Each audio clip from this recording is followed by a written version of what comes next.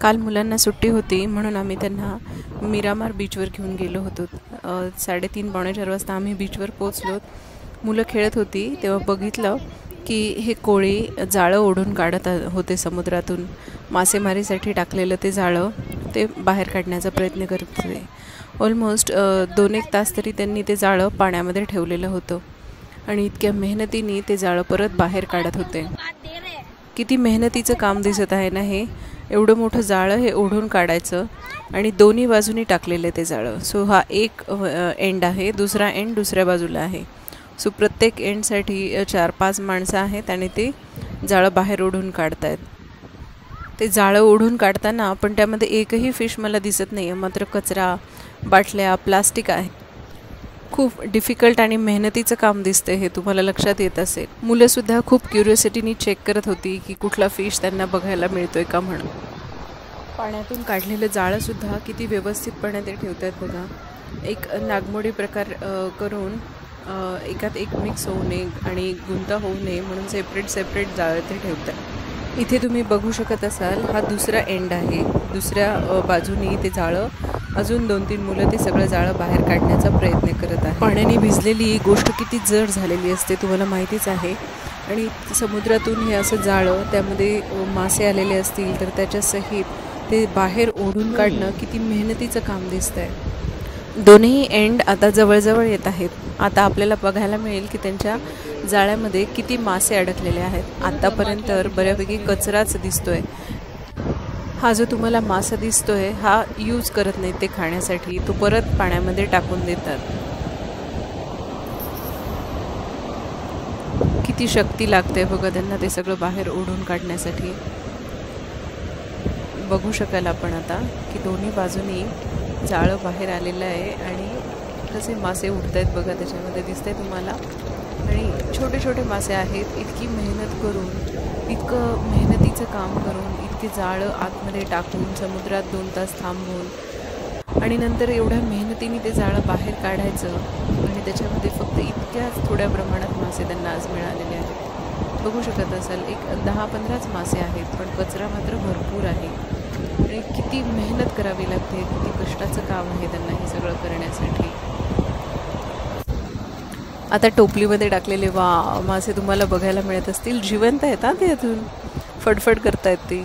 So इतके छोटे आहेत आणि एक मोठा मासा त्याला मिळालेला आहे बघा। आणि मी तुम्हाला आता म्हटलं होतं ना ते फिश ते वापरत नाहीत, ते टाकून देतात। शार्क फिन म्हणतात मला वाटतं, एक्झॅक्टली माहीत नाही कारण मी मासे खात नाही।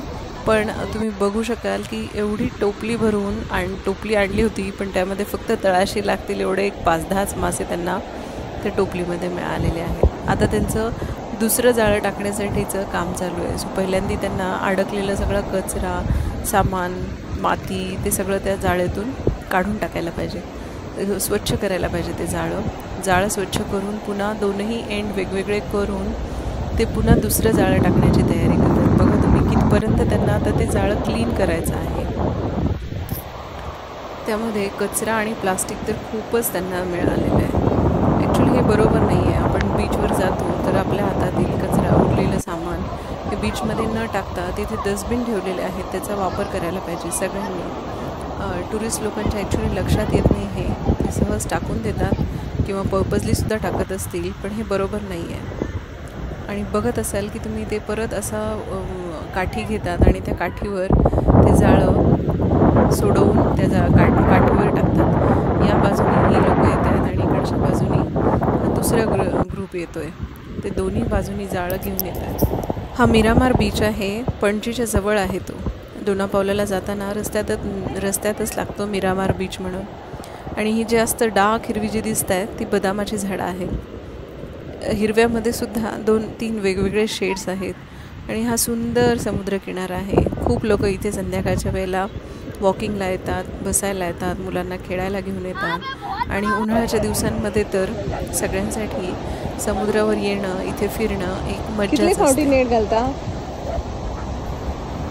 तोपर्यंत ह्या लोकांनी दोन्ही एंड जवळजवळ आणण्याचा प्रयत्न केला आहे आणि किती स्वच्छ केली आहे ती नेट बघा तुम्ही, आणि किती मेहनत करावी लागते त्यांना। त्यांना मी विचारलं की ही नेट तुम्ही म्हणजे जाळं किती वेळा टाकता दिवसभरातून, तर त्या माणसाने सांगितलं आम्ही 3 ते 4 वेळा टाकतो हे जाळं. सो किती मेहनत लागली आहे त्यांना हे सगळं करण्यासाठी. आता ते थोडा वेळ विश्रांती घेतील. दिसान कितले फावटी घालता नेट? एवढं मेहनतीचं काम करून सुद्धा ते सगळेजण हसत होते आणि त्यांना जराही थकल्यासारखं वाटलेलं मला दिसत नव्हतं. सो ते परत गप्पा मारत होते, मजा करत होते, हसत होते. सो तुम्हाला कसा वाटला आजचा व्हिडिओ मला नक्की सांगा. आणि या लोकांच्या मेहनतीसाठी हा फक्त एक ग्रुप आहे. असे दिवसभरामध्ये वेगवेगळ्या समुद्रकिनाऱ्यावर वेगवेगळी लोकं जाऊन एवढ्या मेहनतीचं काम करतात. सो तुम्ही लाईक करा, सबस्क्राईब करा आणि समुद्रावर गेल्यानंतर प्लीज कचरा करू नका. आणि कमेंटमध्ये कळवा मला तुम्हाला कसा वाटला आजचा व्हिडिओ ते.